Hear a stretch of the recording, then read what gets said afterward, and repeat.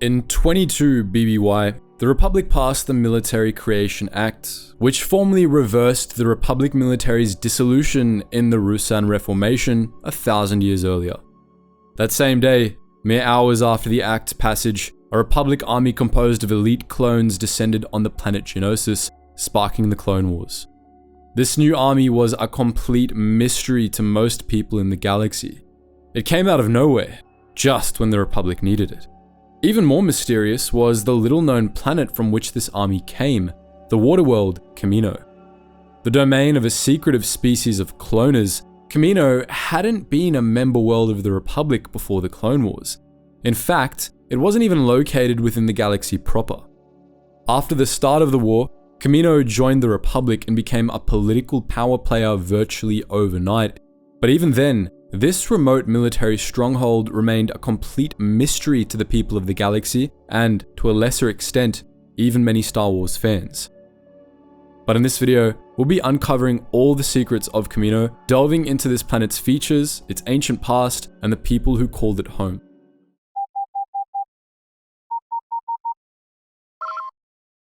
Attention, Sergeant on deck! Kamino was the sole inhabited planet in the Kamino system, an ancient extragalactic star system located far above the galactic plane. It was located 12 parsecs outside the Rishi Maze, also known as Companion Orek, the closest of 7 dwarf satellite galaxies to the main Star Wars galaxy. The Rishi Maze was fairly close to the galaxy proper, as its orbit was decaying, and as a result, it was the only one of these satellite galaxies that was accessible to the people of the Republic. It was considered remote and was rarely visited, considered part of wild space, but enough explorers ventured into the Rishi Maze that there was a reliable hyperspace route to get there, the Zareka String. The String was a vertical hyperspace route that led from Rishi in the Outer Rim to the Rishi Maze, winding through a chain of orphan systems suspended between the two galaxies as it went.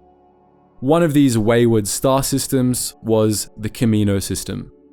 Kamino wasn't located on the Zareka String proper, nor on any other major hyperspace route. It lay within an unnamed and loosely defined sector of extragalactic stars south of the Rishi Maze, far from galactic civilization and only tentatively linked to the outside galaxy. It was mainly accessed via an obscure tributary of the Zareka String, though it was also connected to Rathana in the Outer Rim by a top-secret, artificially maintained hyperspace route known as the Kiberon Line. Kamino received very few visitors, and historically, it was independent and isolationist. It joined the Republic during the Clone Wars, and it remained affiliated with later galactic governments, but its remote location meant that Kamino always remained isolated, allowing the Kaminoans to maintain a degree of independence. The Kamino system's primary planet, known as Kamino, was an aging yellow star of unknown class. It was orbited by a whopping 13 planets, with Kamino proper occupying the 5th orbit. Closer to the Sun were the molten rock Cass, the scorching hot planets Yucca Major and Jomon, and the terrestrial planet Fa. Orbiting just past Kamino were 3 barren rocky worlds, Mira, Miyu, and Donoa, and past them were the gas giants Kasna Ore and Kasna Besh, the frozen planets Imoka and Talita, and the ice ball Yucca. Many of these planets had moons, including Kamino itself, which had 3. Apart from Kamino, however, all these worlds were completely uninhabited.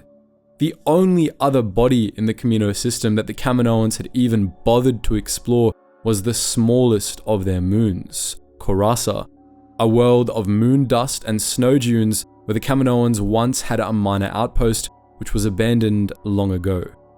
Of all the worlds in the Kamino system, only Kamino itself had anything of interest.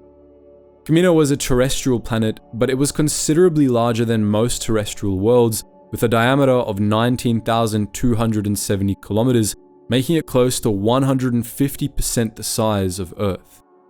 Kamino had the standard molten core, rocky mantle, and silicate crust, and despite its large size, its gravity was close to standard. Kamino had a temperate climate and a breathable nitrogen-oxygen atmosphere. A Kaminoan day was 27 hours long, and a Kaminoan year was 463 standard days. As you surely know, Kamino's surface was completely covered by water, but it hadn't always been. In the distant past, Kamino was a much drier place. It was a world of low-lying, marshy landmasses and narrow oceans full of eels and cetaceans, and its continents were marked by enormous glaciers and polar ice caps, which locked away more than 70% of the planet's surface water. This was the world the Kaminoans evolved in, what Kamino looked like while the Kaminoans developed industry and high technology, building great cities on the marshy shores of their homeworld. This was the state Kamino was in at the time the Republic formed, but this state of affairs ended long before the Republic made contact with the Kaminoans. In 19,000 BBY, Kamino underwent a period of rapid and cataclysmic climate change which utterly transformed the planet. In just 200 years, the planet warmed to the point where Kamino's glaciers and ice caps melted completely, submerging the entire surface of the planet beneath a massive planet-wide ocean. Only the peaks of the tallest mountains remained above the waves as barren islands, and these were constantly lashed by torrential rains, because climate change had also altered Kamino's weather patterns. For most of the Kaminoan year, the planet was in the grip of an intense rainy season, which saw planet-wide storms unleash torrential rains and constant lightning upon the churning ocean surface. The exact cause of this great flood is unknown. It's possible that it was caused by anthropogenic climate change brought on by the Kaminoans' industrial activity, which could have pumped gases into the atmosphere. It's also possible that the Great Flood was caused by the evolution of Kamino's star, which has been described as aging in several sources. Kamino's star might have been nearing the end of its life and leaving the main sequence, and its steady increase in size and warmth could have caused warming, flooding, and a change in weather patterns on Kamino. Neither of these hypotheses was ever confirmed, however. Regardless of how it happened, the result was the same, and ever after, Kamino remained an oceanic, storm-racked world. Across most of Kamino, this global ocean was quite deep. What had once been continents lay submerged beneath 3 kilometers of seawater, deep enough that not even a trace of sunlight could reach it. Much of the seafloor was barren, but there were a number of features on it that were relatively well known. High places like the Kamino Shallows, the Thalino Ridge, and the sunken continent of Glaskretia, as well as deep rifts like the Tal-An Fissures, Sleazy Canyon, and the Ancient Trench. For the most part though, the seafloor was largely homogeneous, a vast expanse of former landmasses that were now abyssal plains, with most of their ancient surface features destroyed by the crushing pressure of the oceans and millennia of erosion. In spite of the Great Flood, however, life persisted on Kamino. While most land-dwelling species perished in the flood, many marine species of course survived, and the Kaminoans have since introduced many new species to their homeworld's oceans, a mix of clones of aquatic species from other worlds or artificial creatures derived from off-world species. Many of these creatures were small, such as plankton, krill, and sea mice, while others grew progressively larger. Naturally, Kamino was home to many kinds of fish. Some were small and regularly eaten by the Kaminoans and their clones, including fantails and divis, while others were larger and predatory. These included the spine-finned, meter-long roller fins, vicious hunters that killed their prey with crocodile-like death rolls, as well as the spike-finned sounder, a 2-meter-long flying fish with sharp fins that allowed it to glide above the ocean surface for short periods. Believed to have descended from cloned baton flyers from Rhodia, the spike-finned sounder was a strong swimmer with razor-sharp teeth, but it often scavenged instead of hunted. Kamino was also home to several kinds of marine invertebrates, most prominently the Kamino spongeworm, as well as several eel species, including the sea eel and the electro eel, the latter of which could generate electricity underwater. The largest kind of eel found on Kamino was the enormous saberjowl, which was descended from cloned collarclaw fish from Naboo. The saberjowl was the terror of Kamino's southern seas, a fearsome 100-meter-long beast with an enormous maw, sharp teeth, and a pair of sharp foreclaws. These ferocious hunters were one of Kamino's apex predators, capable of devouring small starfighters if they got in the mood. In canon, the name Saberjowl also applied to a much different beast, more properly known as the Kaminoan sea dragon, an enormous marine reptile roughly 120 meters in length with 6 legs, an armored shell, and huge teeth. Perhaps the most important Kaminoan animal, however, was the Aiwa. These cetaceans had an average length of 8 to 10 meters and an average wingspan of 20 to 30 meters, and their unique biology allowed them to both fly above the ocean's surface and dive far into the depths. Aiwa's skulls contained several buoyancy chambers that could fill with water when they dived, and their body tissue was porous and spongy, allowing it to absorb hundreds of kilograms of water. When Aiwa took flight, these agile swimmers built up momentum near the ocean's surface before leaping out of the waves, rapidly expelling the water from their tissue and their skulls, and then gliding on Kamino's strong wind currents. Aiwas also had smooth, durable skin that retained body heat excellently, could produce whistling noises for use as sonar underwater or radar while flying at night, and an innate immunity to electric shocks. Their mouths were filled with baleen plates, and they primarily fed upon krill and small fish, but some Aiwas were also known to eat seaweed, kelp, and the like. Aiwas weren't hunters, and they were generally quite docile. The Kaminoans domesticated many and used them as mounts for travel between their cities, but they could become extremely fierce when their family groups, known as pods, were threatened, such that Aiwa pods were known for banding together to kill much larger creatures. Kaminoan legends even told of an Aiwa pod that slew the ancient god beast Protoss to win passage to warmer waters in the winter, succeeding where other legendary beings such as the Dark Titan Melkor and the legions of Kikla had failed. Of course, the most well-known Kaminoan animal was the Kaminoans themselves. The Kaminoans were Kamino's only indigenous sentient species, and they made up the entirety of their homeworld's permanent population of 1 billion. The Kaminoans were quiet and insular, with a pronounced distrust of outsiders, but they were also one of the galaxy's most scientifically gifted species, especially in the fields of genetics and biology, which their species had become extremely adept at to survive the Great Flood. The Kaminoans were the galaxy's best cloners, and they took great pride in their work. Descended from sleek-skinned, semi-aquatic mammals that once prowled Kamino's ancient marches, the Kaminoans were tall and spindly humanoids with oblong heads and elongated necks. They were classified in some sources as mammals and in others as amphibians, and modern Kaminoans had traits of both. Their skin was smooth, stark white, and semi-luminescent, and though Kaminoans could appear frail due to their long, thin bodies, they could be quite tough. Kaminoans walked digitigrade, and their movements typically seemed graceful to non-Kaminoans, adding to the uncanny feelings the Kaminoans gave many outsiders. They were semi-aquatic, and their physiology allowed them to survive at extreme undersea depths for extended periods of time.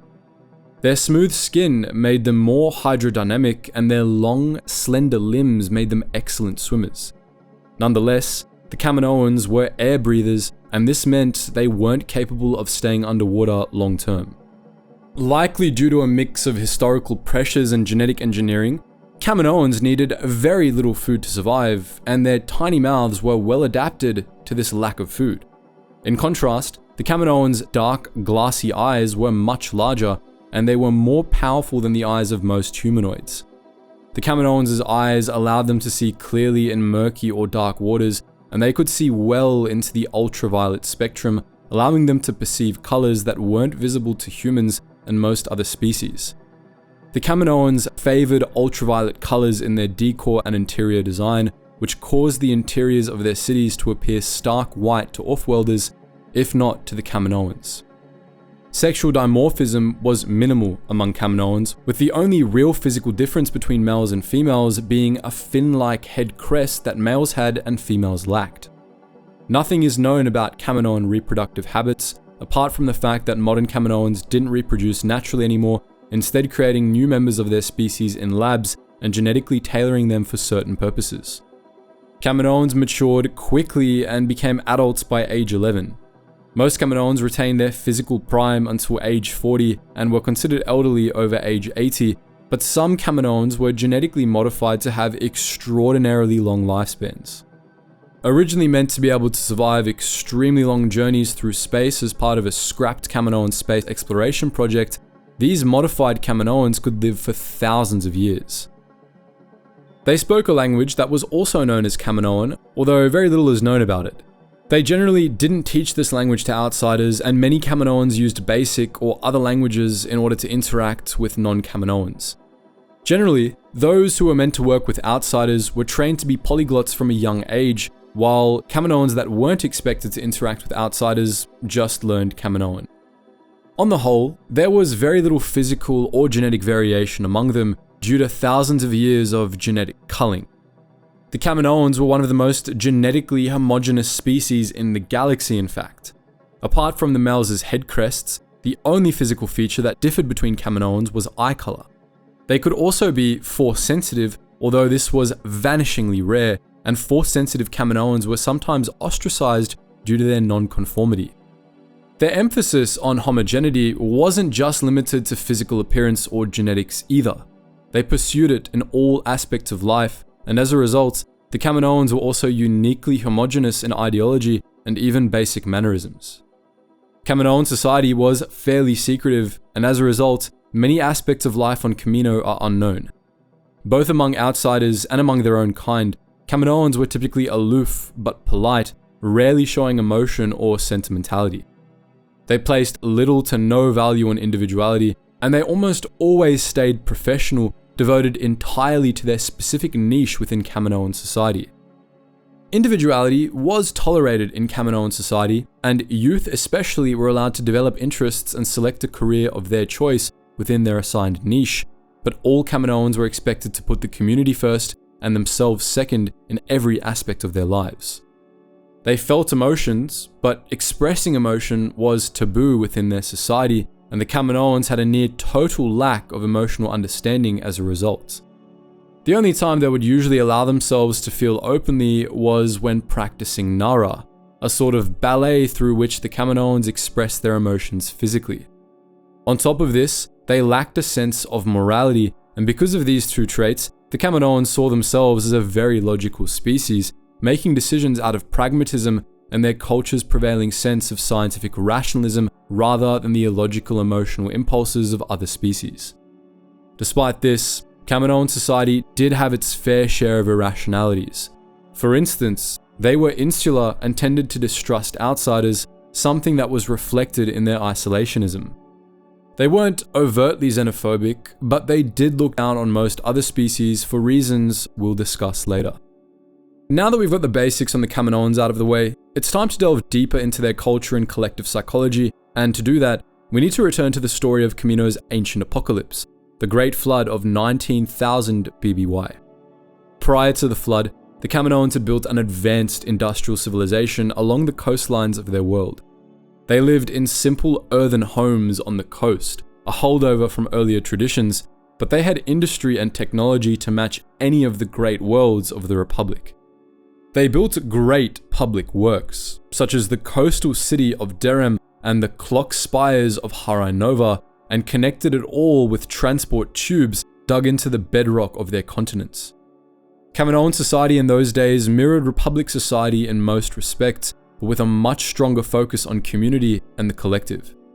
They saw themselves as part of a whole, and they believed that each of them was meant for a specific purpose within that whole. Consequently, the Kaminoans were trained for specific careers pretty much from birth, although they still had a degree of control over what they would do with their lives. But then, the glaciers melted, and Kamino changed forever. The Kaminoans as a species seemed doomed, and they might have been if it weren't for their society's strong centralization and scientific advancement. The Kaminoans as leaders banded together, and with the help of Kaminoan scientists, selected new sites in Kamino's highest places to relocate their people to. They moved to these sites and set up colonies, which ultimately had to be raised on stilts to remain above the waves.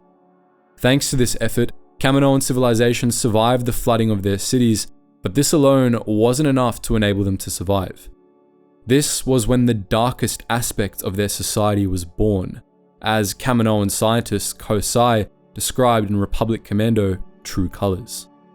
Millions of us were wiped out when the seas rose and engulfed Kamino. We survived as a species because we were willing to think the unthinkable. Some genetic characteristics helped us survive the starvation and overcrowding, and some didn't, and there was no room for sentiment or for weaklings. We culled, we refined, we selected. The prospect of extinction forged us into the species we designed ourselves to be, the purest expression of Kaminoan spirit, and at a level of social maturity that weaker mongrel species will never attain, because they lack the courage to cull. We are the masters of genetics and sole arbiters of our fate, never to be at the mercy of chance again. The turmoil of the flood forced the Kaminoans to turn to genetic engineering, selective breeding, and cloning to survive. To maintain a supply of resources, they kept many drowned species alive through cloning and controlled breeding, and they forcibly altered their species on a genetic level, selecting for traits they believed would help them survive and discarding those they believed would not. Kosai's statement above implies that the Kaminoans carried out a genocide of those they considered less genetically fit, but it's unknown if this was the case. Most sources instead suggest that the Kaminoans just phased out traits they considered undesirable in the next generation. This whole process started as a survival tactic, but it soon became much more. Even after the Kaminoans had adapted to their new homeworld, they continued to play with their species' genome, seeking to further refine themselves. They went from enforcing selective breeding to no longer breeding at all, instead relying entirely on artificial reproduction to propagate their species. This technology was based on the cloning techniques the Kaminoans would become famous for, but it wasn't the exact same. The new Kaminoans were all created from the same broad genetic stock, but with enough variation to render them distinct individuals rather than clones. Most Kaminoans were genetically engineered to be better suited to specific societal niches, an evolution of the Kaminoans' old practice of raising their young for specific careers from early on. This method of reproduction gave them an extreme amount of control over their genetics, allowing them to micromanage, refine, and cull as they wished. By the modern era of the Star Wars galaxy, this genetic tampering had long since ceased to be about survival. It had become almost pathological for the Kaminoans. Over the millennia, their obsession with genetic refinement had made them into perfectionists, intolerant of what they considered physical or genetic flaws, both in themselves and others. In a sense, even 19,000 years after the Great Flood, the trauma of their brush with extinction still had a strong grip on the Kaminoans' collective psychology. The most obvious product of this was the aggressive eugenicist ideology that dominated Kaminoan society, one that preached that all weakness and aberrations in the species should be eliminated through genetic manipulation, and that species that left themselves at the mercy of genetics were inferior and less socially mature. On most worlds, this way of thinking would be seen as monstrous, and rightfully so, but on Kamino, it was the foundation of civilization. Kaminoans claimed this was because it had allowed them to survive where other species would have chosen to die, but the truth was different.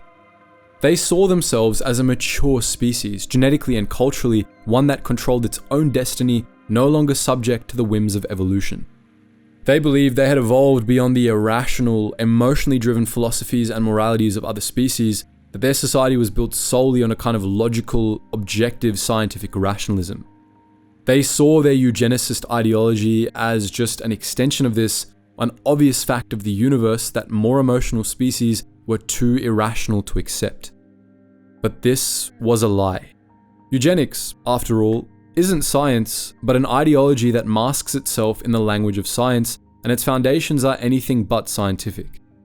And the Kaminoans didn't lack emotions, they just suppressed them, and they mistook their lack of understanding of their own feelings for objectivity. Their society wasn't built on rationalism or objectivity or anything like that, it was built on fear.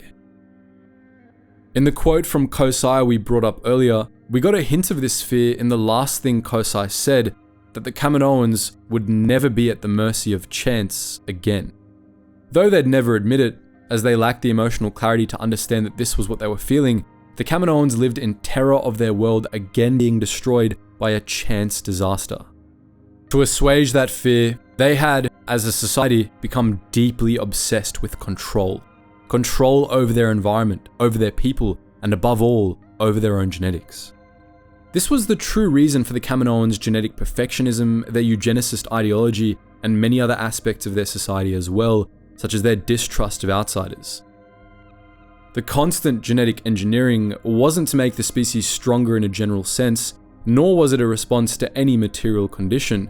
It was a way in which the Kaminoans reassured themselves that they were prepared for whatever unknown, unforeseen future catastrophe they feared was on the horizon.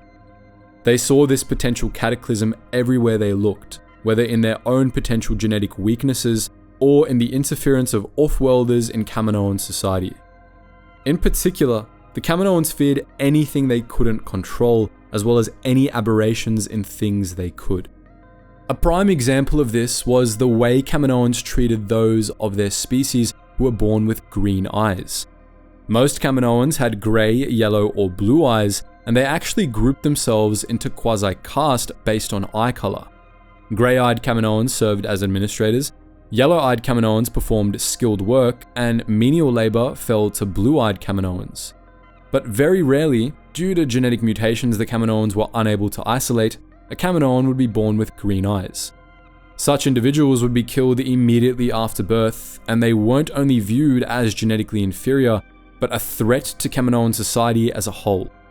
This is, of course, absolutely absurd, and it contrasts strongly with the Kaminoans' veneer of scientific rationalism. Eye color is a completely meaningless trait, and making it the basis of social standing, never mind killing individuals of certain eye colors, is completely irrational. Rather, their obsession with eye color and their fear of green-eyed Kaminoans further illustrates the true nature of their society. It wasn't about eye color, but about control, and the Kaminoans' seeming inability to control whatever part of their genome produced green eyes was a source of frustration and existential fear for them, which they responded to by killing their own children to remove this supposed aberration from society. For all the deep-rooted flaws of Kaminoan society, however, it did manage to survive Kamino's transformation, and by some metrics, it even thrived. The Kaminoans of the modern era lived in a scattering of hermetically sealed stilt cities, most, but not all of which were dominated by cloning facilities. Most of these cities were built by repulsor lift construction droids, and they were mostly made out of materials acquired from off-worlders in trade. They stood on massive pillars that were firmly anchored to the seabed, suspending them high above the churning waves of Kamino's oceans. These cities consisted of clusters of shallow dome-shaped modules, crowned with sharp spires and ringed with platforms and antenna clusters on outriggers. The largest of these cities were typically surrounded by smaller satellite cities which were connected to the main city via underwater transit tubes. Major cities on Kamino included Tamira City, home to a facility for developing experimental clone lineages, and the planetary capital, Tipoca City. Tipoca City was fairly representative of how the Kaminoans built their cities, although it was larger and more populous than all of the others. Located in Kamino's western hemisphere, around the equator, the network of modules that made up Tipoca City was scattered across a roughly 150-kilometer wide area. While the city's satellite districts were mostly given over to housing and recreation for Tipoca City's most skilled residents, the city center was entirely dedicated to cloning, administration, and housing the Kaminoans who worked in these two deeply intertwined industries. Tipoca City had a population of millions, but its city center was notably devoid of public spaces, which were instead concentrated in the outlying satellite cities. Indeed, Tipoca City's central module didn't have any permanent residents. Its population of millions was transient, living in the city center in months-long shifts before returning to their permanent residencies in the satellite cities. What apartments there were in Tipoca City were sparsely furnished and appeared stark white to the human eye.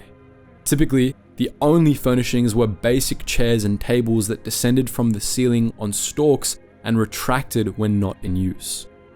Tipoca City, as well as the other Kaminoan cities, was very well insulated against Kamino's harsh conditions. The dome shapes of its modules were designed to efficiently shed rain, and a complex network of internal sensors ensured that temperature, lighting, and humidity were all carefully controlled, adjusted to account for changes in occupancy levels and even the seasonal mood changes some Kaminoans experienced. Static discharge towers mounted on the city domes protected the Kaminoan cities during electrical storms, while sensors built into the city spires monitored external temperature, wind speed, and other such factors.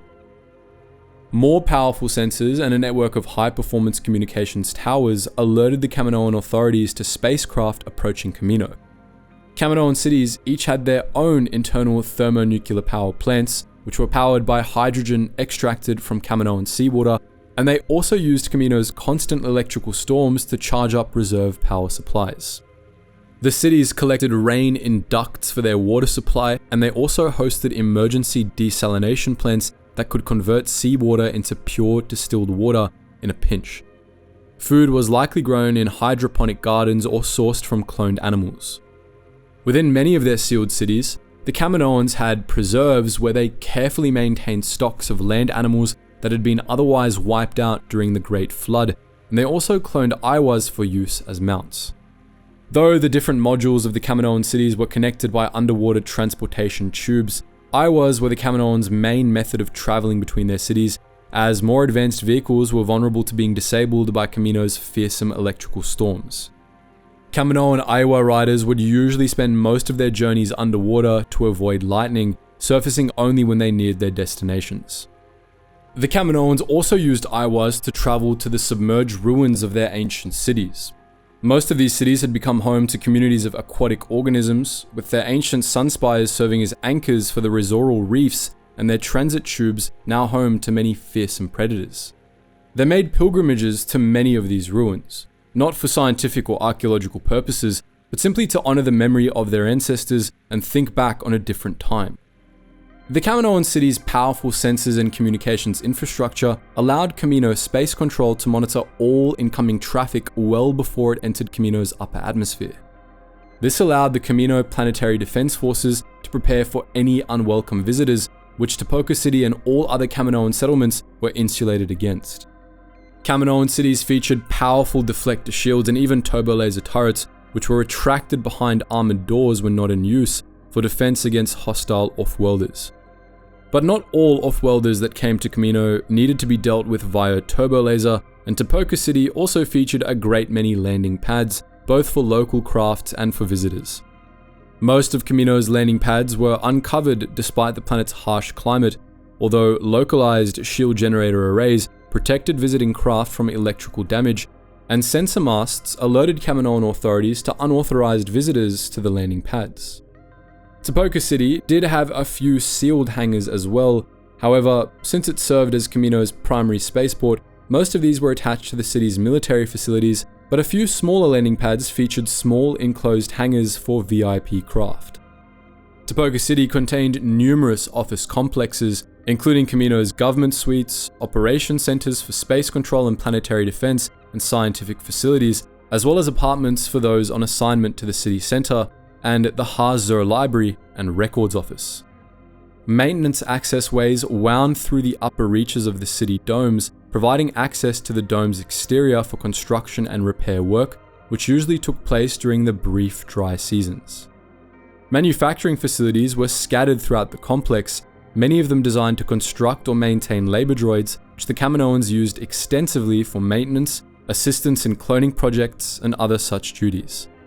They also manufactured a variety of advanced weapons and munitions for sale on the galactic market, such as interrogation devices, spear guns, and saber darts. Of course, most of Topoka City was given over to cloning, the primary industry on the planet. Topoka City was only one of many major cloning centers on Kamino, but it was the largest, and its attached military facilities were the most advanced. The Topoka City Clone Factory, known during the Clone Wars as the Military Education Complex, contained virtually every facility that the Kaminoans needed for every step of the cloning process.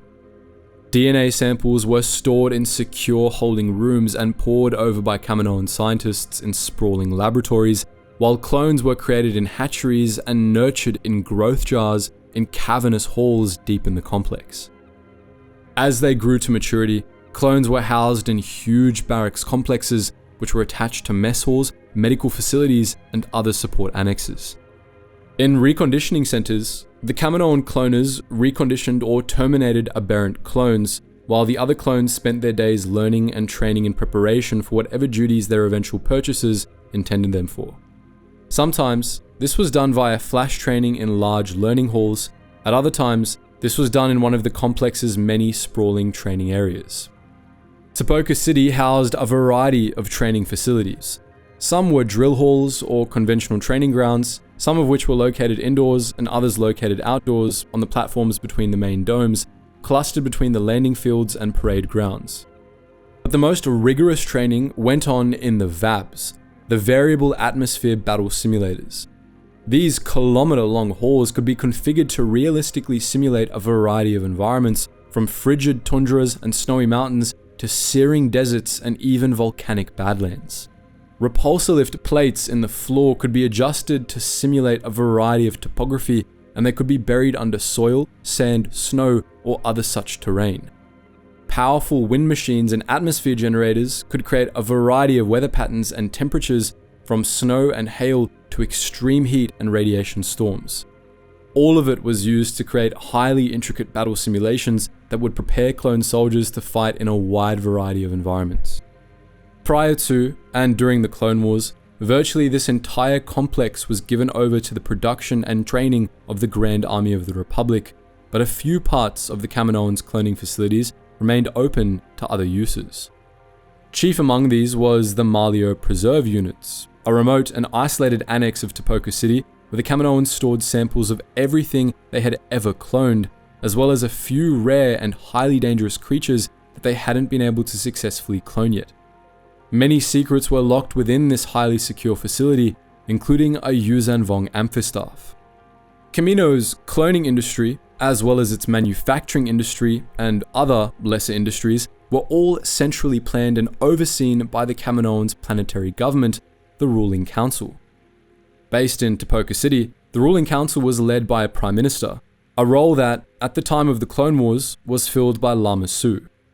We don't know anything about how this government functioned, unfortunately, apart from the fact that it managed Kamino's economy and its relations with Offworlders. The Ruling Council also oversaw a number of subordinate bureaucracies, including Kamino Space Control and Kamino Planetary Defense, the latter of which directed the Kaminoans' purpose-bred defensive armies. As we mentioned earlier, the Kaminoans were divided into 3 castes. One for manual labor, one for skilled work, and one for administration. Skilled work in Kaminoan society generally meant scientific work, and those employed in those fields included not just cloners, but also genetics researchers, biologists, and physicians. Scientists were held in high esteem on Kamino, and they were generally the most well-respected people in Kaminoan society, regardless of caste. The most distinguished scientists wore black cuffs on their sleeves as a status symbol, with thicker cuffs indicating higher rank. Of these, the Kaminoan cloners were the most important to Kamino's economy, and many of the most elite cloners were members of the Kaminoan Ascetics, an order of cloners that took the Kaminoans' intolerance for imperfection to an extreme in their work. Most other skilled Kaminoans worked in manufacturing, building droids, weapons, or equipment. Some worked for state-run companies like Kaminoan Armorsmiths Limited, which designed and manufactured clone trooper armor, and their subsidiary, Kaminoan Weaponsmiths. Kaminoan weapons, such as the toxic Kyber Dart and the later Saber Dart, found their way onto the galactic market as early as the old Sith Wars. Historically speaking, the Kaminoan Ruling Council maintained a policy of isolationism, not joining the Republic before the Clone Wars and keeping a low profile in galactic affairs. However, Kamino did have some contact with the outside galaxy, and the Kaminoans depended on trade to survive. Since they were unwilling to risk poisoning their planet with undersea mining projects, they imported the raw materials they used to build their cities and in their manufacturing. During the production of the Grand Army of the Republic, the Kaminoans sourced most of their raw materials from Rothana, Kuat Drive Yard's secret testbed planet, but they had historically relied more on Solust and Eotra, who the Kaminoans traded with through third-party intermediaries. The Kaminoans generated revenue for raw material acquisition by exporting weapons, military technology, and, above all, clones. They undertook a wide variety of cloning projects, growing everything from soldiers to miners, and they also accepted small, unusual requests from private buyers. They saw the clones they created for these projects as property, not as people, and they treated them as such, only providing emotional and psychological support as was necessary to keep them mentally stable. They didn't care what their clients wanted their clones for beyond what they needed to know to train them adequately. What the client did with their clones was on them, the Kaminoans believed, and the questionable ethics of essentially growing clone slaves never fazed them. The Kaminoans developed space travel technology and first took to the stars in the distant past, but even after the Great Flood, they never spread out beyond Kamino and its moons. Though they maintained contact with outsiders early on in order to acquire raw materials for their cities, the Kaminoans never explored much on their own, and their first contact with the Republic only came in 4500 BBY. This first contact was fleeting, however, as the Kaminoans had no interest in joining the Republic. Consequently, it was quickly forgotten across most of the galaxy. The Kaminoans maintained links to Republic society, however, which they mostly used for trade. Over the course of the Republic's final millennia, Kaminoan clones and technology slowly filtered out into the galaxy. Kaminoan kyber darts were a favorite tool of several elite bounty hunters during the Old Sith Wars, though few knew where they came from. Additionally, the superiority of Kaminoan cloning techniques to the more common Lurian and Arcanian methods ensured that Kaminoan clones soon began propping up across the galaxy as well. The Kaminoans created shovel-handed miners for use on Sub-Terrell and in the Tarshan Ring excavations, blind berserkers for the unknown region's leech legions, and elite infiltration squads for the Lords of Parala IV. In the Republic's final decades, the Kaminoans' skills attracted the attention of the Dark Lords of the Sith, setting in motion a chain of events that would propel Kamino to galactic prominence. In 52 BBY, Darth Plagueis began exploring the possibility of using a clone army to wipe out the Jedi, even enlisting the Kaminoans to test whether an army of cloned, force-resistant Yanchori would be suitable. His apprentice, Darth Sidious, later took over and refined this plan, modifying Plagueis' original idea of deploying a clone army against the Jedi into a plan to have a clone army fight alongside the Jedi and then later betray them.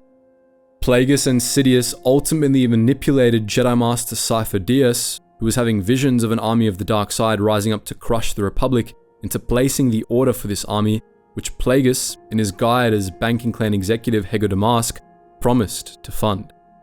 In 32 BBY, after the Battle of Naboo and Plagueis' death, Sifo-Dyas travelled to Kamino and commissioned them to build a grand army of the Republic.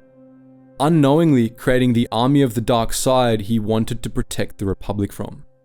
Sifo-Dyas was murdered shortly thereafter by Sidious' new apprentice, Darth Tyrannus, who took over the project and began funding it himself. Tyrannus also erased Kamino and a number of other worlds from the Jedi archives, as well as a variety of other public archives across the galaxy to ensure the project's secrecy.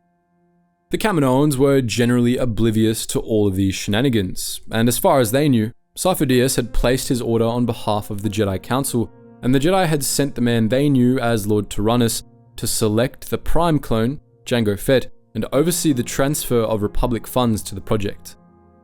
For the next 10 years, virtually every cloning facility on Kamino was given over to the production of the GAR, which the Kaminoans worked on tirelessly to ensure that the army would be perfect and ready to defend the Republic against virtually any threat. They secretly commissioned Republic companies to produce weapons, vehicles, and even capital ships for the army, while the Kaminoans themselves, along with Fett and his Khoi Valdar, oversaw the army's training. In 22 BBY, all of the Kaminoans' hard work finally began to pay off.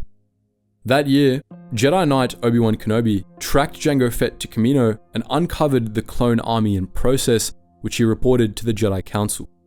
Kenobi ultimately left Kamino to follow Jango to Geonosis, but just a few days later, after the Republic sent it past the Military Creation Act, Master Yoda arrived on Kamino to take possession of the army, which he led to Geonosis.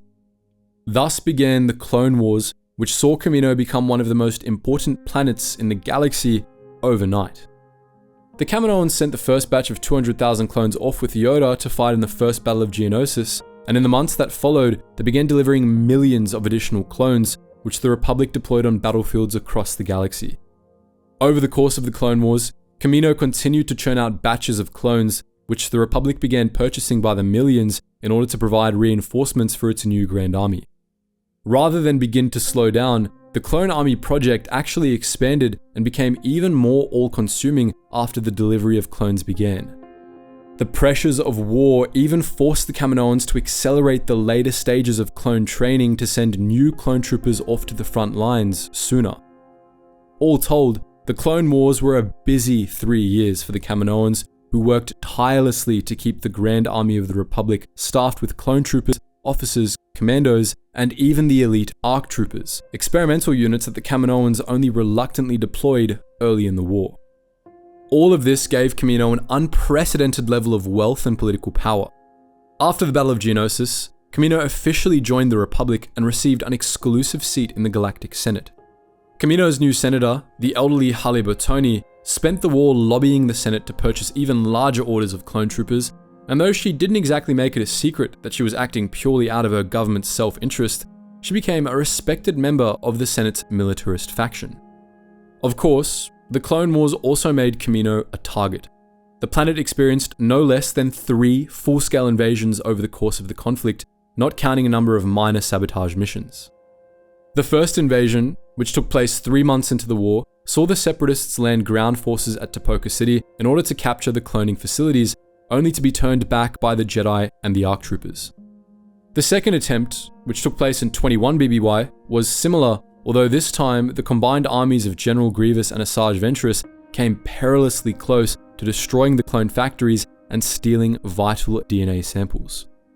The third attack, which happened during the Outer Rim sieges, saw the Mandalorian protectors launch a lightning strike on Kamino in an attempt to cripple Republic military production. This assault also failed. After the end of the Clone Wars, the Grand Army of the Republic became the Stormtrooper Corps of the new Galactic Empire. The Empire, which distrusted the Kaminoans due to its humanocentrist ideology, subjected Kamino to a military occupation to the Kaminoans' displeasure.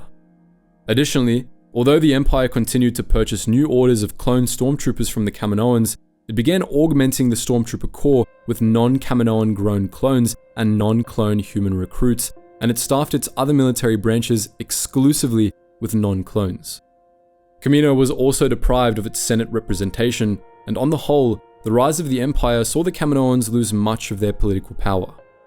This sparked resentment among the Kaminoans, which led a faction of Kaminoan clone masters to deploy a project they'd been working on for some time. Concurrent with the development of the GAR, these clone masters had secretly been working on another clone army, which consisted of tens of thousands of Fett clones indoctrinated to be loyal to Kamino alone. These anti-troopers, as they were known, were led by elite rail-class ARC troopers, and several years after the rise of the Empire, they were deployed by the Kaminoans in a full-scale rebellion against the Empire.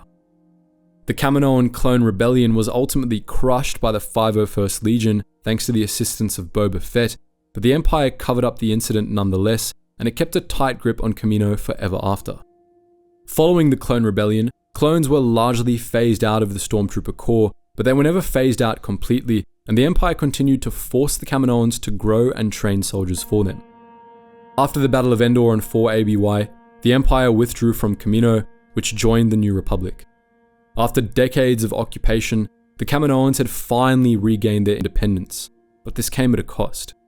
For the first time in decades, the Kaminoans didn't have any major military cloning contracts, and this caused an economic crash on Kamino. The planet eventually recovered, and it continued to undertake contracts for cloned soldiers, mostly for warlords and gangsters. Kamino would never regain the prominence it had had at the height of the Clone Wars, however, which some would say was for the better. So that's our look at Kamino, the birthplace of the Grand Army of the Republic. But what do you think? Are there other planets you think we should take a look at in depth?